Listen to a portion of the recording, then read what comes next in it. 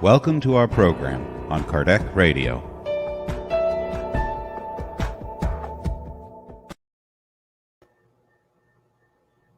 Hello and welcome, dear friends. Welcome to Kardec Radio. My name is Teresa Castro, and I am the host for the Sunday 6 p.m. daily prayer. So welcome. And if you're listening listening to this program on demand, we welcome you as well. And thank you for signing in. So this evening, before we have our prayer, our message comes out of the Gospel according to Spiritism. And the message is the parable. It's on the parable of Jesus. There are many dwellings in my Father's house. So let not your hearts be troubled.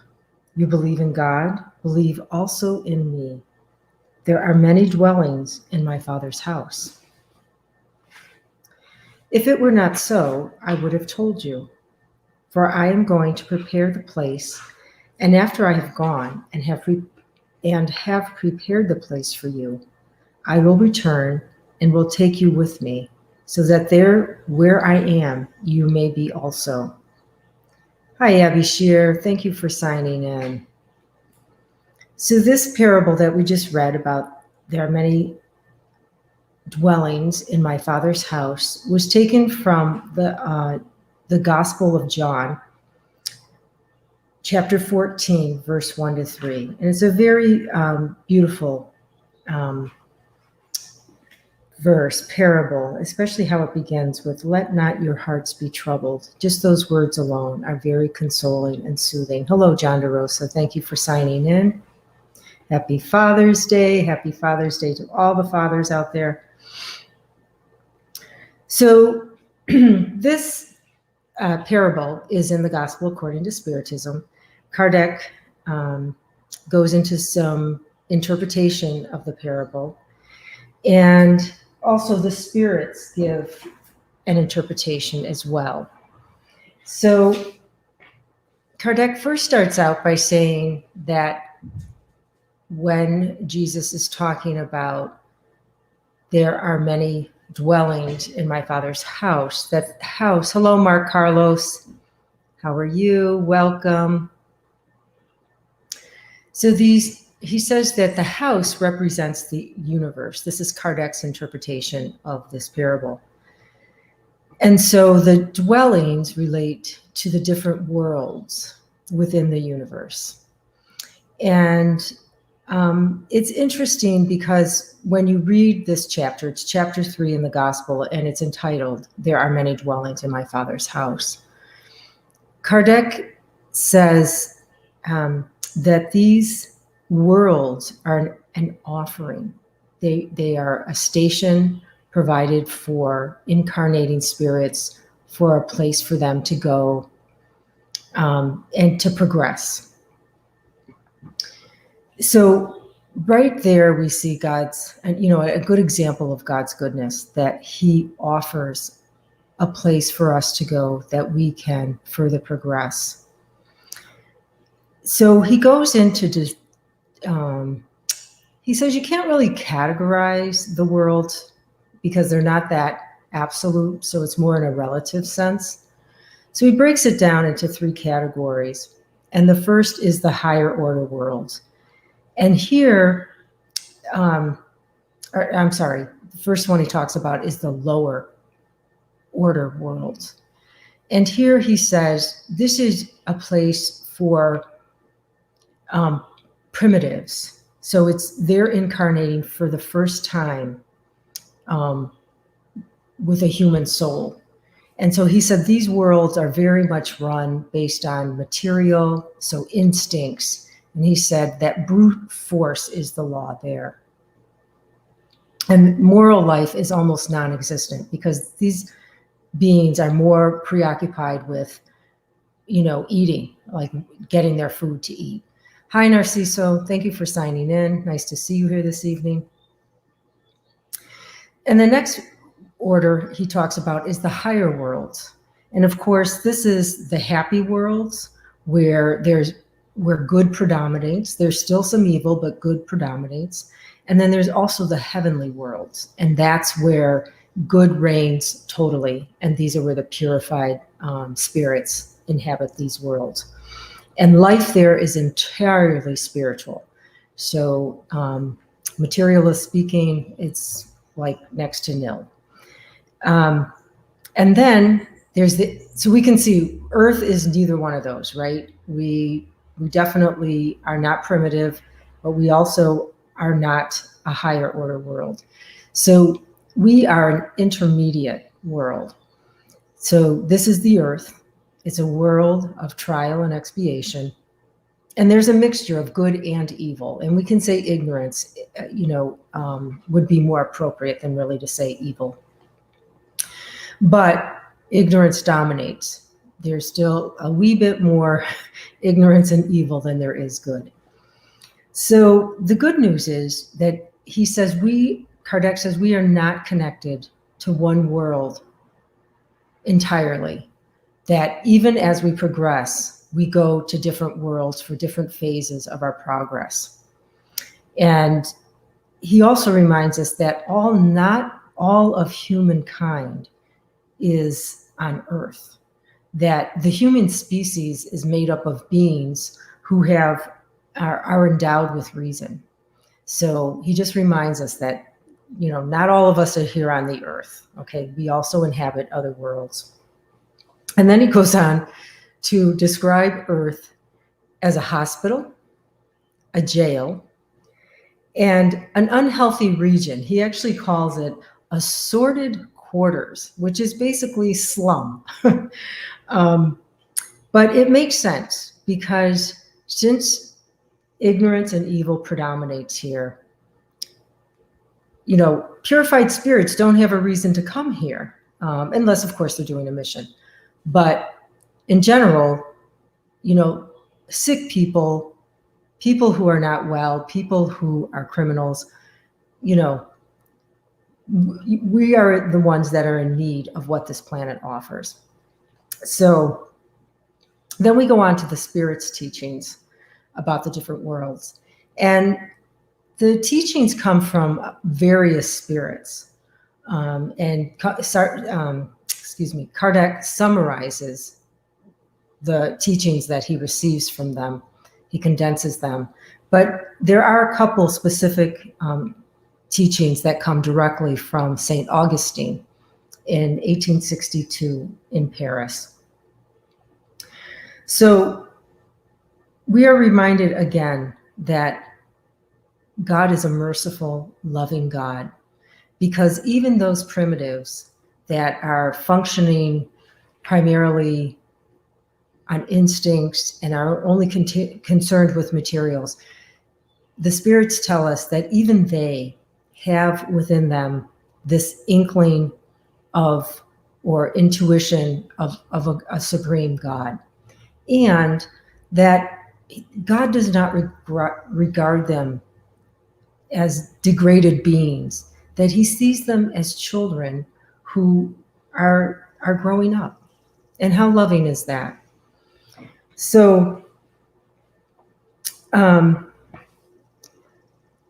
we see, if we look, God is so good, providing us with so many opportunities to progress and better ourselves. The spirits also go into quite a bit of detail talking about the higher worlds. And they go on to say that in the higher world, the physical body is much lighter because there's less material there, less matter, right? And instead of our heavy bodies that we have to carry around, because their bodies are so much lighter, they can glide. They call, and in Andre Louis' books, he refers often to volitating, where they glide. I can't wait to be able to volitate. I think that's going to be so much fun. Anyway, the other thing is he says that there, the spirits radiate intelligence and life, where on the earth, our bodies are kind of affected by the misery and suffering that we're going through, the trials. And there, because they're not going through those, they radiate, intelligence, life. And he said that's the reason for why many artists, when they draw, visions that they have from the spirit world, they draw the halo around the person's head, as depicted in many pictures of saints, because of that radiant beauty light that they exude. So also what's interesting, because their bodies are so light and they're so much less material, they actually, their bodies develop quicker. So because there's matter creates resistance, right? So the less matter, the less resistance. So they develop much faster. They said that the infancy is almost non-existent. So, or else it's very short. Also, their lifespan is longer than ours. Death is regarded as a happy transformation. And they said in part because they have more certainty about their future, where we tend to be doubtful and dread. And also we have the much more physical matter that has to decompose, which is a process in and of itself. So, and he also, the spirits also say that there's a free transmission of thought. They can more easily do that, where we are not able to do that yet.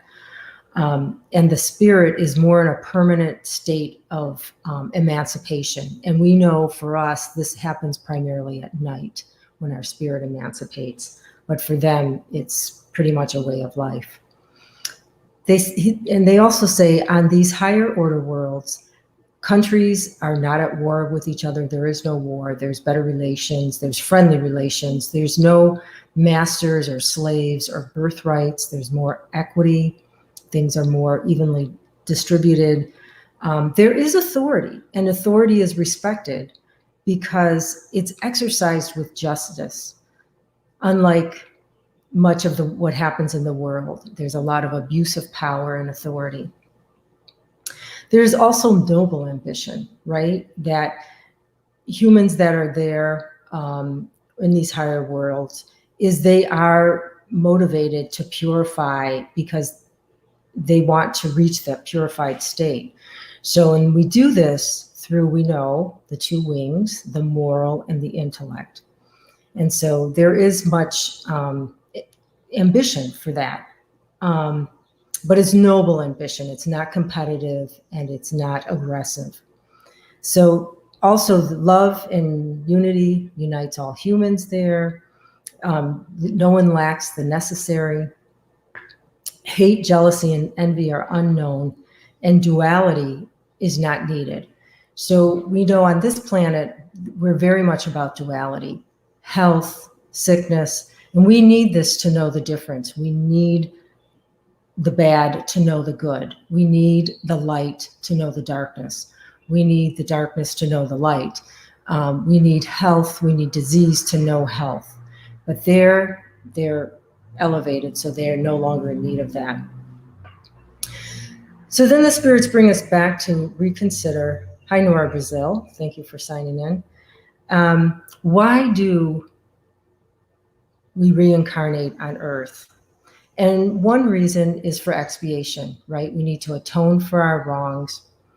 And also because we are people that, we're humans, we're beings that, even though we have some good qualities about us, our vices outweigh the good qualities.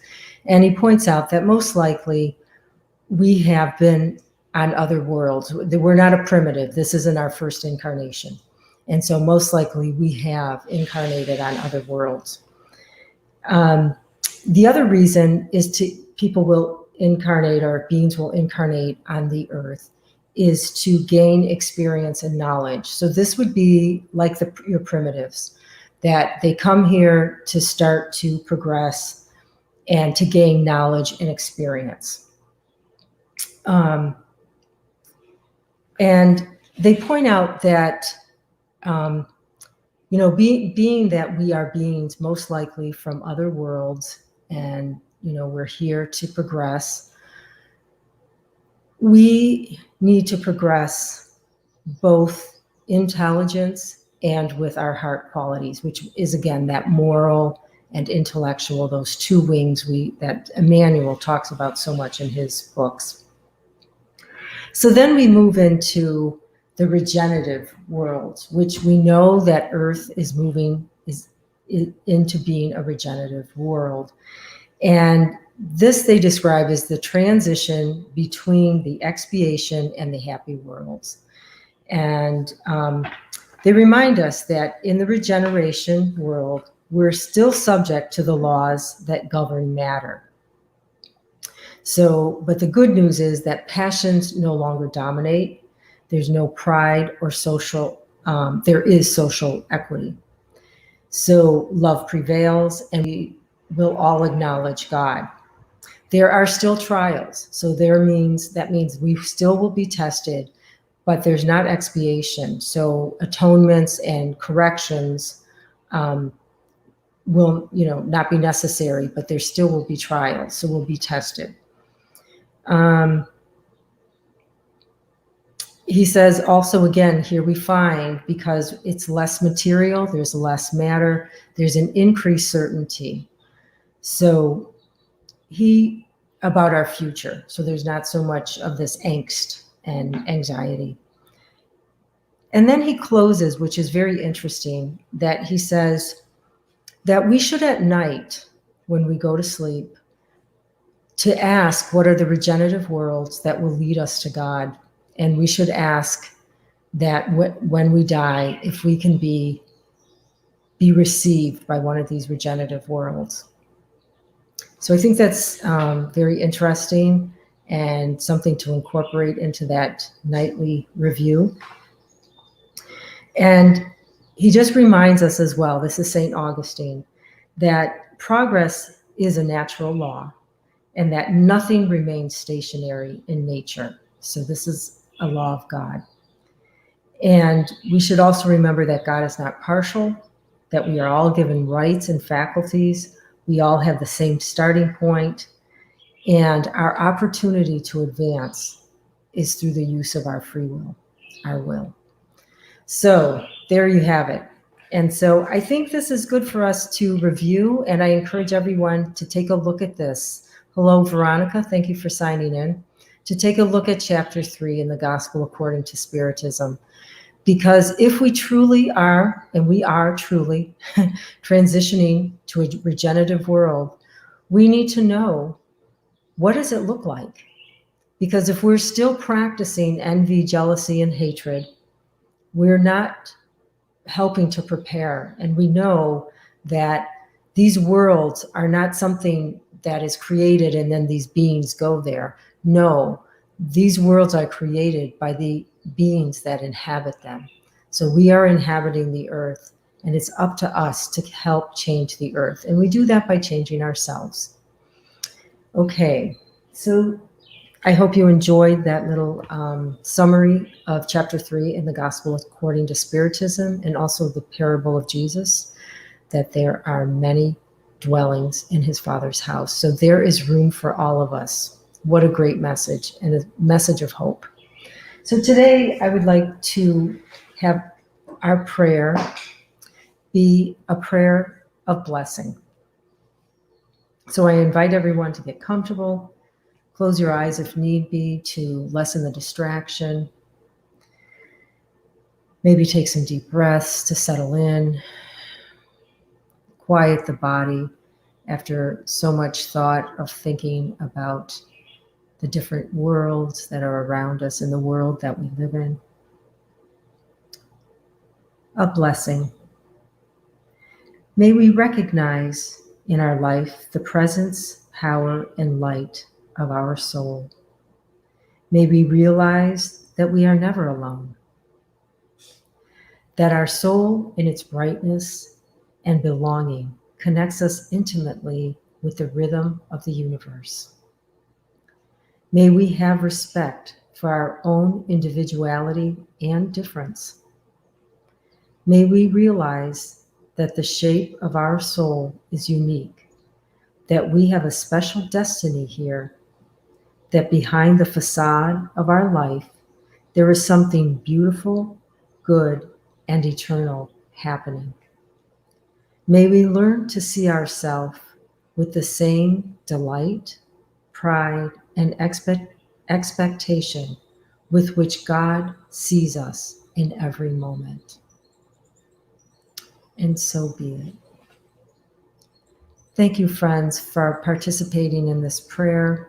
And God willing, we will meet again next Sunday. Again, happy Father's Day to all the fathers. I hope you enjoyed your day and have a blessed week. Be healthy and take good care and help somebody else. God bless. See you next time.